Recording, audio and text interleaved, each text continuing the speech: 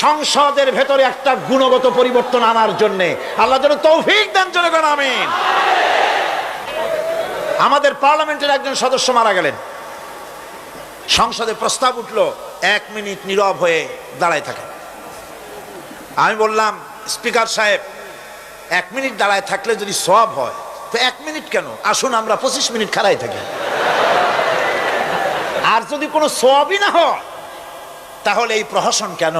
আমরা তো আমাদের মা বাপের কবরের কাছে গিয়া কোনোদিন ভূতের মতো খাড়াই থাকি না, সেখানে তো অবশ্যই আমরা দোয়া দুরূদ পড়ি, ঠিক কি না? বললাম, স্পিকার সাহেব, আমার মাহফিল যদি হতো তা আমি বলতাম সূরা ফাতিহা পড়েন, ইখলাস পড়েন, দরুদ শরীফ পড়েন, এটা আপনার মাহফিল, এটার গার্ডিয়ান আপনি, এটার অভিভাবক আপনি, আপনি সকলকে বলেন সূরা ফাতিহা সূরা ইখলাস পড়তে। মাননীয় সম্মানিত স্পিকার সাথে সাথে বললেন সকলকে, আপনারা ফাতিহা পড়েন, ইখলাস পড়েন, দরুদ শরীফ পড়েন।